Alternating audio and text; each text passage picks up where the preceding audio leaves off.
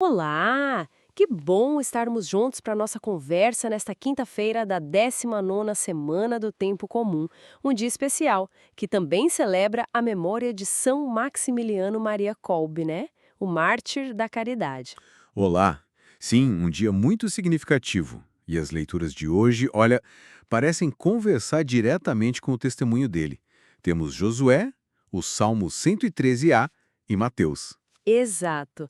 A travessia do Jordão, aquele louvor a Deus que se importa com os pequenos e o perdão sem limites. Puxa, temas fortes. Fortíssimos. E pensar em Maximiliano Kolbe vivendo isso em Auschwitz. Fé, amor radical, perdão numa situação limite. É realmente inspirador. Com certeza. É um convite para a gente olhar para a nossa própria caminhada, né? Como essas passagens e esse exemplo iluminam nossos desafios hoje. É isso. Como viver a confiança, o louvor, o perdão, como caminhos de liberdade mesmo. Vamos começar então por Josué capítulo 3, a imagem do povo parado diante do Jordão na cheia. Parece impossível atravessar. Sim, humanamente falando, era intransponível. E aí vem a orientação divina. Os sacerdotes, levando a Arca da Aliança, que é o símbolo da presença de Deus, né? Eles tinham que entrar na água primeiro.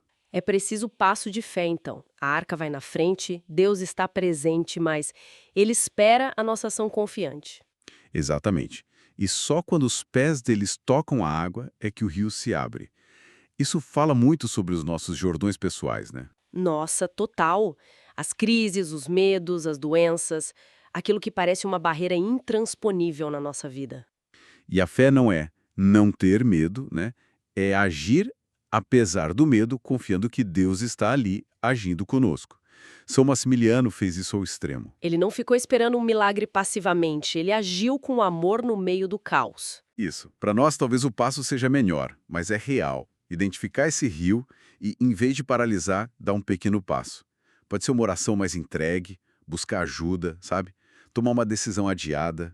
E essa confiança parece que ela abre espaço para o louvor, que é o que a gente vê no Salmo 113a. Que lindo aquele trecho. Quem é como o Senhor, nosso Deus, que reina lá nas alturas? Mas se inclina para olhar o céu e a terra. É impressionante, o Deus Altíssimo que se importa com o pequeno, com o humilde, que desce até nós. Sim. E o Salmo convida a gente a reconhecer essa ação de Deus, não só no espetacular, mas no dia a dia, né? Nas pequenas libertações. Exatamente. Mesmo num lugar como Auschwitz, dizem que Maximiliano incentivava a oração até o canto para manter a esperança. Ele não louvava por causa do sofrimento, mas apesar dele, pela fé na bondade de Deus. Isso desafia muito a gente, né? Cultivar a gratidão mesmo quando as coisas estão difíceis. Ver Deus levantando o pobre do pó, como diz o Salmo. É enxergar as pequenas vitórias diárias. Agradecer por uma força que a gente nem sabia que tinha, por uma ajuda inesperada, uma palavra amiga. O aleluia cotidiano, talvez. Reconhecer e agradecer essas pequenas coisas. É um bom exercício. E essa gratidão, essa consciência da graça, eu acho que nos prepara para o desafio do Evangelho de Mateus, capítulo 18. A questão do perdão. Ah, sim. Pedro chega todo, talvez achando que está sendo generoso, né? Senhor, quantas vezes devo perdoar? Até 7 vezes? E a resposta de Jesus que desmonta qualquer cálculo.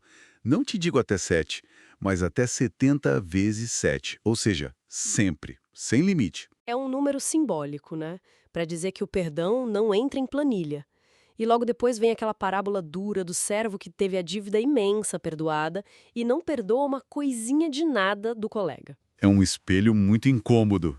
Como é que a gente, que recebe tanta misericórdia de Deus, pode ser tão mesquinho na hora de perdoar o outro? Mexe muito com a gente. Demais. Jesus coloca o perdão como o jeito de viver do reino, né? Não é uma opção, é o padrão. E a gente sabe como é difícil. As mágoas prendem, o ressentimento envenena. Perdoar, na verdade, liberta primeiro a quem perdoa.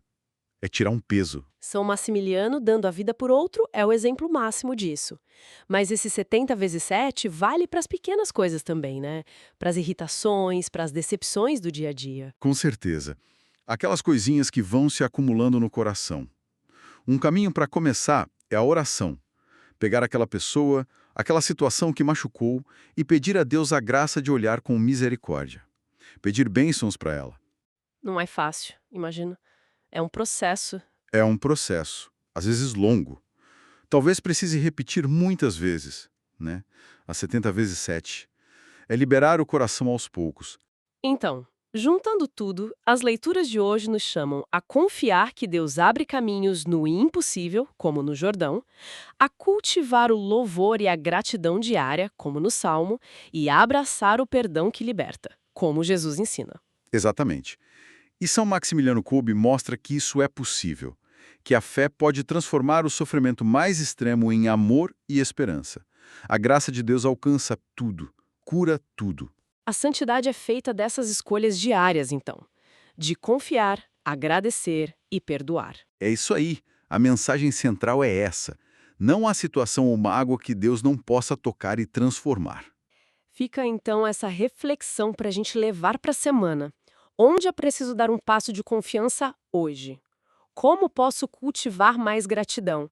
E a quem eu preciso liberar o perdão no meu coração? Belas perguntas para nossa caminhada. Se essa conversa tocou você de alguma forma, curta, comente, compartilhe como a palavra ressoou aí. Isso mesmo, que a gente possa ser pessoas de mais coragem, gratidão e misericórdia no nosso dia a dia. Que a paz e a bênção de Deus acompanhem a todos.